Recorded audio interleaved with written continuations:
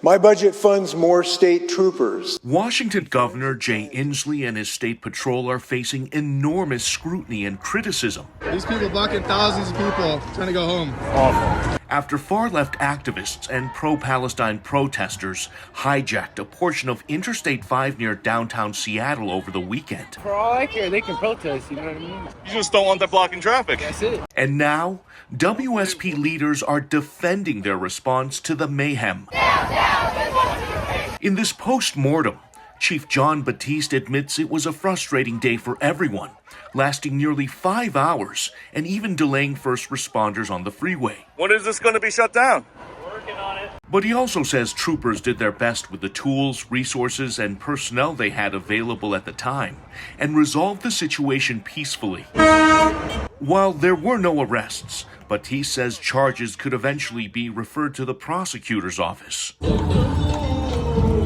All the action started Saturday afternoon outside the Starbucks Reserve Roastery in Capitol Hill, with Seattle police closely monitoring the situation. Guys, is Starbucks closed then? It is closed today. WSP says an unverified tip came in about a potential highway protest, so they took precautions. You could be subject to arrest, serious injury, or even death.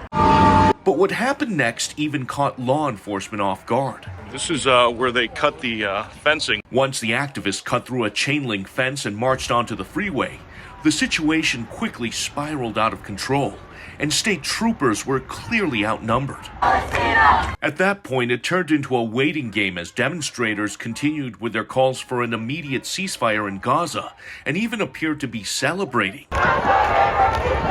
State Patrol says troopers were prepared to make arrests, but they determined there was no immediate threat.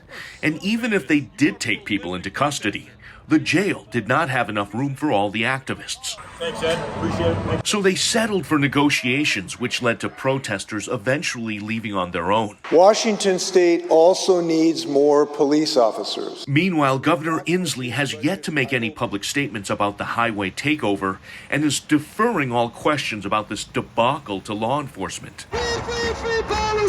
Attorney Ted Frank says this is unacceptable. You need state and local officials to say we are going to enforce the law. He's now preparing to file a class action lawsuit against activists. You're not allowed to confine a person without their consent. And says many of them are aligned with groups pushing Marxist and socialist agendas across the nation and are fueling all the chaos. Free Palestine! Bottom line, numerous laws were broken. People were caught on camera vandalizing property. You don't think that's vandalism? What you're doing? But so far, no one has been held accountable. In fact, this latest stunt exposed the lack of political will and law enforcement's inability to stop mass protests from spilling onto state highways. Free Palestine! At this point, it's unclear if anything will be done differently to prevent something like this from happening again. Do you support Hamas?